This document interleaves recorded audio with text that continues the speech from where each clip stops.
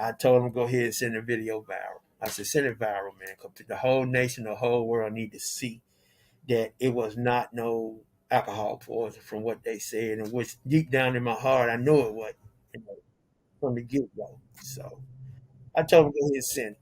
Even though she was there naked, they were hitting on her, you know,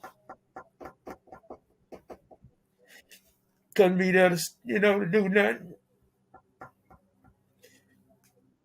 And I know they took over there, man. It wasn't nothing but premeditated, envious and jealous of her.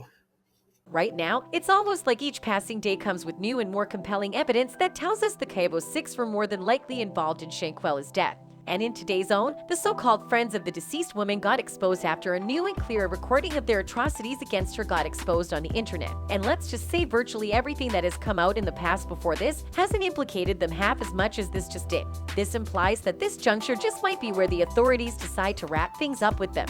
And what's exciting about this new development is that it reveals a lot more about what we already know the Cabo Six did to her while they were in Mexico, so you'll probably be pretty convinced by the end of this video. Doubting that I could convince you? Then stay tuned till the end and let's see how it pans out.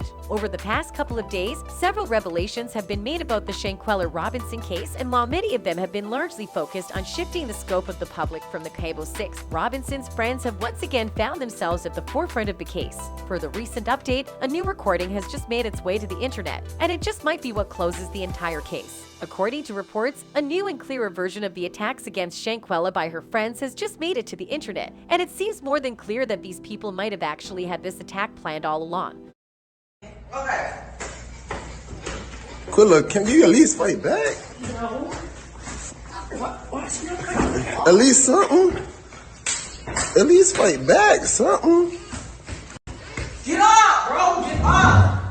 Yeah. From the recording, you could hear different people speaking, with the first being the lady that was identified as Jenny Jackson, who also happens to be one of the more major suspects in the case. You can also hear a couple of men talking in the background, mentioning that she couldn't fight back. While the whole thing might just seem like a simple story here, the reality was a bit more complicated than meets the eye. According to reports, Shanquella Robinson died while on a group trip with a couple of her friends to Mexico to celebrate one of their birthdays. And while her friends said her death was an accident and that it wasn't even physical, the investigation has proven that their story couldn't be more wrong. Not just that, it has also exposed them for having seemingly planned her death all along. And the fight basically proves that, but what is even more compelling about this whole story with her friends is that they actually refused to take her to the hospital after it was clear that she was critical. But what's even more messed up is that an on-site doctor actually recommended that they took her to the hospital. According to excerpts from a police report obtained by news outlets, a doctor from a local hospital in Cabo, Mexico was with Robinson and other house members for almost 3 hours before she was pronounced dead on October 29th. The partial police report was provided to the Charlotte Observer by an investigative reporter from Metropoli MX, a news publication in Mexico. In the report, authorities say at 2:13 p.m. on October 29th, medical aid was summoned to the villa where Robinson and her vacation crew were staying, located in San Jose del Cabo. An hour later, Dr. Gutierrez from the American Medical Center, a local hospital in the area, arrived to assist Robinson. Gutierrez was then told by others at the house that Robinson had drunk a lot of alcohol. He then decided to give Robinson an IV. The report goes on to say that Gutierrez found a female, understood in the report to be Robinson, with stable vital signs but dehydrated, unable to communicate verbally, and appearing to be inebriated. Gutierrez then told the other housemates he believed Robinson needed to be transferred to a hospital, but her friends insisted that she be treated at the villa. Dr. Gutierrez then tried to give Robinson an IV but was unsuccessful. According to the police report, an hour into Gutierrez's house visit, Robinson began to have a seizure. 911 was called shortly after by one of the housemates. By this point, Shanquella Robinson was struggling to survive. She was suffering from difficulty breathing and a lowered pulse. At 4:49 p.m., Gutierrez detected Robinson had stopped having a pulse.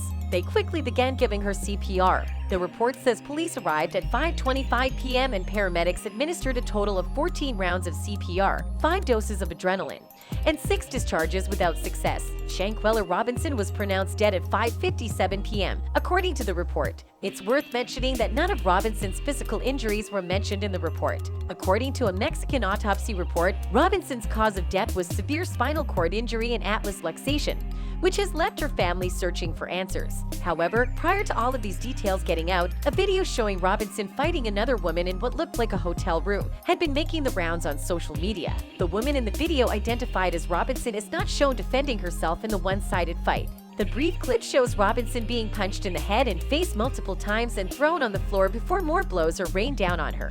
Now, emotions are pretty high for the Robinson family as they anxiously await to find out more details about the events that led up to the 25-year-old's mysterious death. On December 10th, a justice rally for the young former Winston-Salem State University student was held in her hometown of Charlotte, North Carolina. Robinson's family and hundreds of supporters flooded the Little Rock AIM Zion Church, demanding authorities to apprehend the suspect responsible for Shanquella's tragic death. I'm going to be honest, this is tough, this is hard, Braxton Winston, Charlotte's mayor pro tem, said during his speech. How many words of comfort can you bring to a situation like this? There's so much grief in our community. He said, telling the Robinson family, I assure you this community will not forget you. Shanquella's relatives did not speak during the rally. However, they spoke out shortly after, but her sister was the one that was pretty particular about how her friends might have been involved in how things went down. According to reports, the last time Tequila Long saw her sister, Shanquella Robinson, was when Robinson visited her home on the night of October 27, 2022. Robinson was leaving the next day on a group trip with friends to San Jose del Cabo, a tourist town in the south of Baja California Sur, Mexico. She actually came here to borrow a piece of luggage of mine to take on the trip, Long shared with Essence. I thought she was going with the people she always traveled with, so it wasn't any reason for me to have any ill feelings towards her going out of town. I just tell her to be safe. Soon after, Long learned that her sister died on the trip. There were conflicting stories. Long heard that there had been a fight, but she trusted another account from a male friend who said Robinson died of alcohol poisoning. I was more believing the dude that she went on the trip with because that was her best friend. So I didn't think that he would be malicious about anything. I didn't think that he would tell us a lie. I trusted him, so I took his word for it more than anything, and he said it was alcohol poisoning. Eventually, 3 of Robinson's friends came to her home in Charlotte, NC. The sister's mom, Salamander Robinson, was also there. They came to meet my mother to talk about the incident that happened in Cabo. The 2 young ladies and the male told us that there wasn't any type of fighting going on, that they believed what the medic told him, that it was alcohol poisoning. We asked him about the fight because we was hearing from other people that they was out there fighting her. They had jumped on her out there. So they all was giving us a story, a lie, until the video surfaced. And even with all of these details, there still hasn't been any confirmed arrest, and this has gotten a couple of people talking on social media. One user who seems to have lost faith in the system wrote, "It saddens me to say the hashtag Cabo 6 probably won't be prosecuted and Shanquella Robinson, like many others, may never get justice. Just my thoughts, I hope I'm very wrong, but either way don't come on my post being spicy." Of course, you can't blame the user for seeing things this way, but for the sake of the Robinson family and what is right, let's hope they are wrong. That's it for this video. Goodbye.